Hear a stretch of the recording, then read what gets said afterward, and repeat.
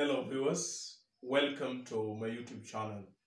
In this video, I will take you through the plot of William Shakespeare's Macbeth, and I will use top 5 critical quotations to do that. The first quote is by the three witches, that is from Act 1, Scene 3, lines 48 to 50. These three witches come across Macbeth and Banquo after their annihilation of the Norwegians, who were being supported by the Thane of Glamis called MacDonald. So in this kingdom of Scotland being ruled by one King Duncan, there is this position of a Thane, and a Thane is an equivalent of a tribal chief. So the three witches, the first witch says, "All hail Macbeth, hail to thee, Thane of Glamis."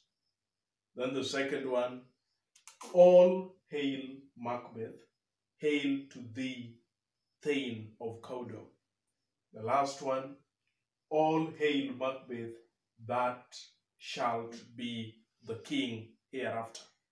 So the message is troubling for Macbeth. At this point, Macbeth is really the Thane of Glamis, for his father has died, and for that matter, being the heir apparent of Glamis, he is going to be the Thane of Glamis. But then he wonders how he is going to be the Thane of Cawdor when the Thane of Cawdor, MacDonald, still lives.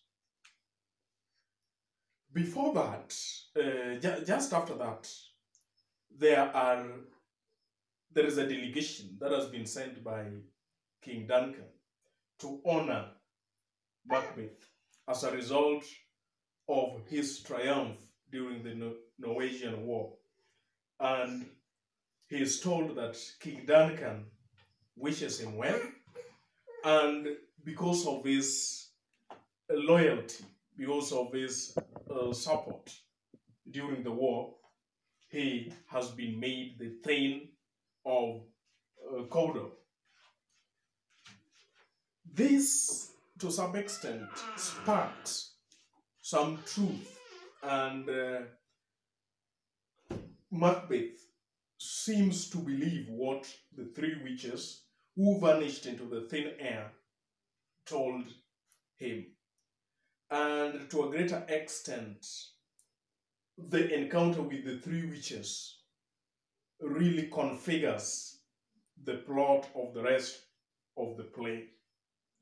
Another quotation is by Banquo, and this is in Act 1, Scene 3, lines 124 to 126.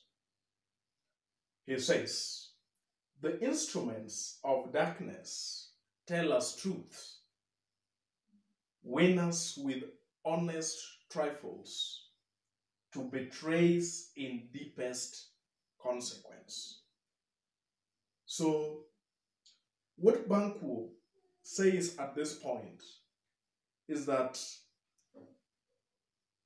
it is kind of prophetic, a prophetic statement that he makes, that the instruments of darkness, here read witches, tell us truths. The powers of darkness, witchcraft, wizards, can always tell us truths. They win us with honest trifles, maybe a little bit of truth that laces deception, and then they betray us in deepest consequence. So this is a kind of foreshadow. Like in this case, the witches told Macbeth that he's going to be the Thane of Glamis, of which he is already, is going to be the Thane of Cawdor. something that comes to pass. And now the only remaining bit is to be the king hereafter. And Banquo seems to be sending a warning to Macbeth to not entirely trust the three witches. The third quotation is from Act 2, Scene 3, lines 158 to 159, and it is by Donald Bain. Donald Bain is a son of King Duncan's. After the encounter with the three witches, Macbeth shared his encounter with Lady Macbeth. And when King Duncan paid a courtesy call to the Macbeths, that is where Macbeth, in collusion with the wife, killed him in cold blood. Now this statement is made by Donald Bain after the death of their father. And he says that there is daggers in men's smiles. The nearer in blood, the nearer bloody. It is said that Macbeth was a cousin to King Duncan, but he went ahead to take him out of the way. And it seems that Donald Bain has realized that the murder of his father, King Duncan, was orchestrated by Macbeth. And that is why he says that those who are near relatives, those who are always related to us, are the people who are likely to murder us or to kill us. And finally, Donald Bain escapes to Ireland while his brother Malcolm escapes to England. Number 4, the fourth quotation. Knots had, all's spent. So in today's English, it would mean nothing is hard, all is lost. Where our desire is got without content, it is better to be that we destroy than by destruction dwell in doubtful joy. And the quotation is in Act 3, Scene 2, lines 4 to 7, and this statement is made by Lady Macbeth.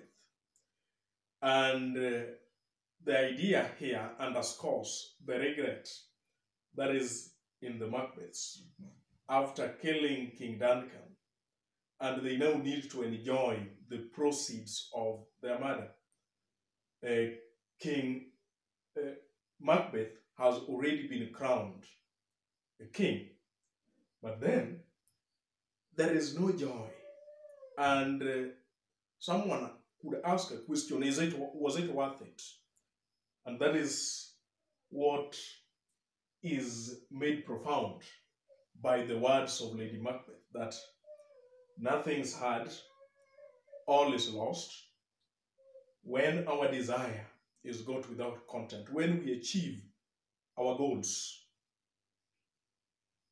and we are still not contented, then in such a case, it is better that we be victims than be those who are beneficiaries of the proceeds of crime, like Macbeth and Lady Macbeth, who have killed King Duncan to ascend the throne.